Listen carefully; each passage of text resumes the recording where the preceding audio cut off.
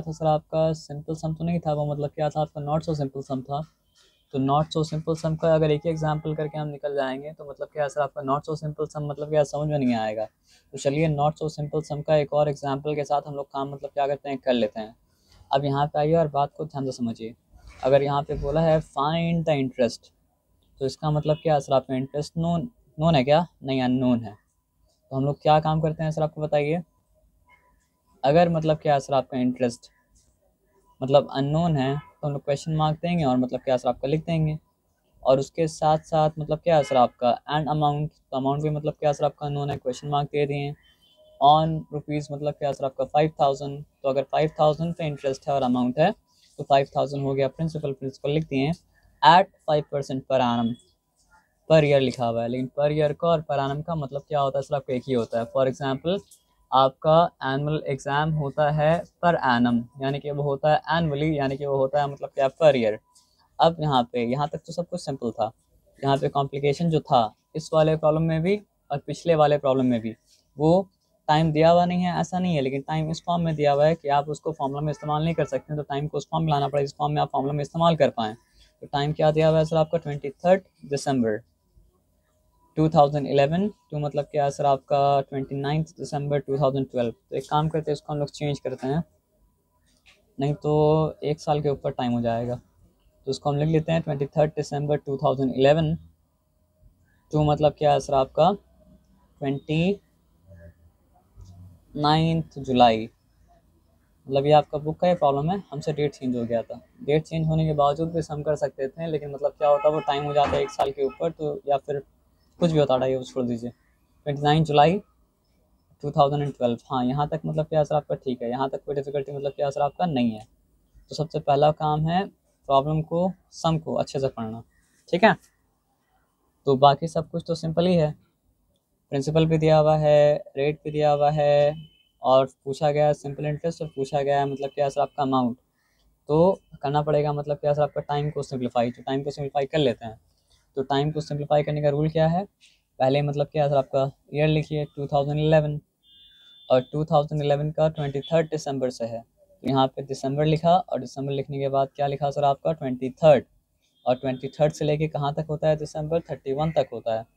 तो आपका number of days कितना हो जाएगा, यहाँ पे डेज लिख देते हैं, ठीक है ना, ताकि दिक्कत डिफिकल्टी ना हो।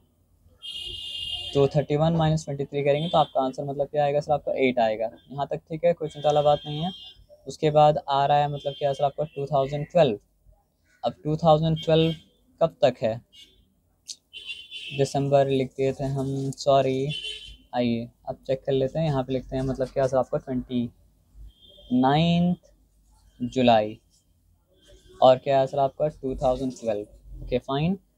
तो 29 जुलाई 2012 तक है, 29 जुलाई 2012 तक है। तो यहाँ पे जनवरी तो होगा, फरवरी भी होगा, मार्च भी होगा, अप्रैल भी होगा, ओके। उसके बाद क्या होगा सर आपका मई भी होगा, उसके बाद क्या है सर आपका जून भी होगा, उसके बाद जुलाई भी होगा, लेकिन जुलाई मतलब क्या पूरा नहीं होगा, जुलाई होगा मतलब क्या सर आपका 29 तक। तो 20 टिल मतलब क्या है सर आपका 29, तो 29 तक अगर है तो नंबर ऑफ डेज कितना होगा सर आपका 29 ही होगा ना। यहाँ तक ठीक है, चिंता वाला बात मतलब क्या सर आपका नहीं है। अब हम लोग को नकल निकालना पड़ेगा ताकि डिफिकल्टी मतलब क्या हो सर आपका ना हो। नकल मतलब हाथ का नकल, और दोनों हाथ का नकल को हाथ में साथ में जोड़ना पड़ेगा। तो जनवरी आता है मतलब क्या सर आपका अपर नकल में, तो जनवरी 31 डेज। फरवरी के बारे में तो सोच, लोअर नकल में तो आता है, लेकिन फरवरी में क्या हो सकता है सर आपका 30 डेज नहीं होता है, फरवरी में या तो 28 डेज होता है, 29 डेज होता है। 29 डेज कब होता है, जब मतलब क्या होता है लीप ईयर होता है, और जब लीप ईयर नहीं होता है तो मतलब क्या होता है 28 डेज होता है। तो कैसे पता करेंगे लीप ईयर है या लीप ईयर नहीं है। तो अगर 4 से डिवाइड होता है तो मतलब क्या होता है सर आपका लीप ईयर होता है, 4 से डिवाइड नहीं होता तो लीप ईयर मतलब क्या होता है सर आपका नहीं होता है, ठीक है ना। तो ये 4 से डिवाइड होता है, क्योंकि 4 से डिवाइड होने के बाद कोई रिमाइंडर मतलब क्या कहता है सर आपका नहीं छोड़ता है, तो चेक कर लीजिए। तो 4 5 का मतलब क्या सर आपका 20, nothing remains 1 came down, 4 0 times मतलब क्या सर आपका 0, 1 रिमेन्स 2 केम डाउन। उसके बाद 4 3 का मतलब क्या 12, तो 12। अब कुछ रिमाइंडर मतलब क्या सर आपका नहीं बचा, ठीक है ना। तो मतलब क्या सर आपका 4 से डिवाइड हो गया, तो इसका मतलब क्या सर आपका लीप ईयर था, लीप ईयर था तो मतलब क्या 29 डेज है। अब मार्च क्या है सर आपका, अपर साइड तो नकल में आ रहा है, अप डाउन अप, तो मार्च में क्या हो गया सर आपका 31 डेज़ हो गया।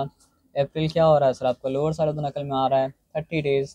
मई क्या हो रहा है सर आपका, लोअर साइड तो नकल में आ रहा है, तो मतलब क्या सर आप सॉरी अपर साइड तो नकल में आ रहा है, तो क्या हो जाएगा सर आपका 31 डेज़। और जून क्या हो रहा है सर आपका, लोअर साइड तो नकल में आ रहा है, तो मतलब क्या सर आपका 30 डेज़।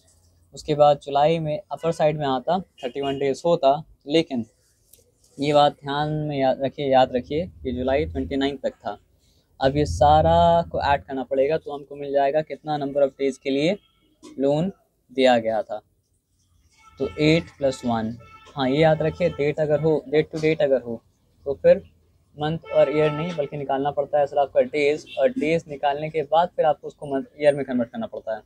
तो 8 + 1 9, 9 + 9 18, 18 + 1 19, 19 + 1 20।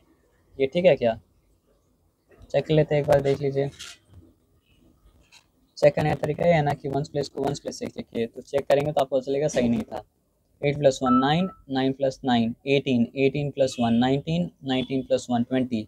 अब 20 के बाद वंस प्लेस में एक और चीज़ है जो कि मतलब क्या सर आपका 9, तो सब मिला के मतलब कितना हो गया सर आपका 29। अब 29 अगर हुआ तो 9 written down to ones place and 2 carried to मतलब क्या सर आपका नेक्स्ट प्लेस, तो next place is tens place. So 3 + 2 जो कैरी था, 3 + 2 5, 5 + 2 7, 7 + 3 10, 10 + 3 13, 13 + 3 16, 16 + 3 is how many, 16 + 3 is 19, 19 + 2 is मतलब क्या सर आपका 21। तो total number of days equals to मतलब क्या सर आपका 219 डेज। तो इन ईयर्स ये क्या हो जाएगा 219 डेज इक्वल्स टू मतलब क्या सर आपका 219 बाई मतलब क्या सर आपका 365 ईयर्स। क्योंकि कभी भी आपको मतलब क्या होता है सर आपका ईयर्स को सॉरी डेज को ईयर्स में कन्वर्ट करना है, तो आपको 365 से डिवाइड कर देना पड़ता है। ये बताया समझ में, इसमें कोई डिफिकल्टी नहीं है। अब सिंपल इंटरेस्ट आसानी से मतलब क्या निकल सकता है। आप काटा कुटी अभी मत कीजिएगा, रिड्यूस अभी मत कीजिएगा, वो मतलब क्या सर आपको फॉर्मूला में अपने आप रिड्यूस हो जाएगा, ठीक है ना। आ जाइए बात को समझते हैं। तो फॉर्मूला क्या था, simple interest equals to principal into rate into time by मतलब क्या सर आपका 100। सो हियर द प्रिंसिपल, एक मिनट रुक जाइए, here the principal is 5000 rupees, here the rate is simply 8% per annum, sorry, and here the time is, जिसके लिए इतना मेहनत किए थे, इतना टाइम लगाया, तो टाइम को कैसे भूल सकते हैं सर। 219 बाई मतलब क्या सर आपका 365, और यहाँ पे मल्टीप्लिकेशन साइन मतलब क्या सर आपका दे दिए, ठीक है ना। और उसके बाद बाई 100 भी था, तो यहाँ पे 100 मतलब क्या सर आपका दे दिए। चलिए वेरी गुड, वेरी नाइस, सब कुछ हो गया।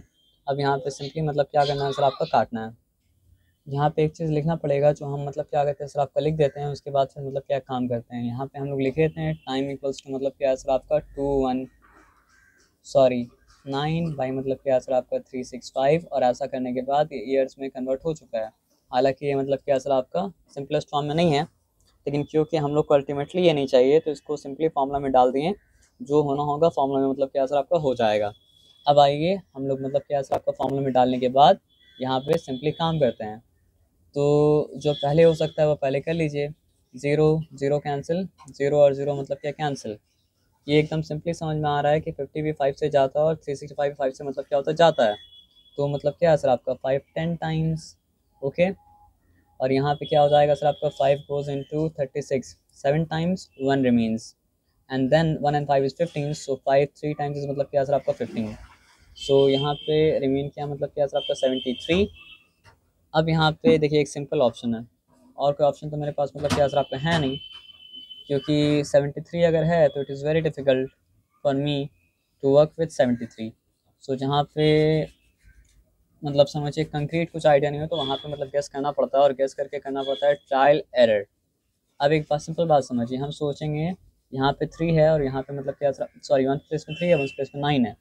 हम सोचेंगे कि when does 9 comes in one's place in the table of 3, 3 की टेबल में लास्ट प्लेस में 9 कब आता है, तो 3 3 जा 9 आता है। तो एक गुड आइडिया है कि हम लोग 73 को 3 से मल्टीप्लाई करके देख सकते हैं क्या होता है। अगर हिट किया नहीं हिट किया कोई बात नहीं, और मेहनत करेंगे। तो 3 3 ज़ा 9, उसके बाद फिर क्या है सर आपका 3 7 ज़ा 21। अरे वेरी गुड, हिट कर गया, मेरा लक अच्छा था। 73 1 टाइम्स 73, 73 3 टाइम्स क्या हो चुका सर आपका 219 हो गया। तो चलो ये सब होने के बाद अब हम लोग क्या करते हैं सर आपका सिंपली आते हैं दूसरा वर्क में, दूसरा वर्क मतलब दूसरा लाइन में। तो सिंपल इंटरेस्ट इक्वल्स टू क्या हो गया सर आपका 10 इंटू थ्री।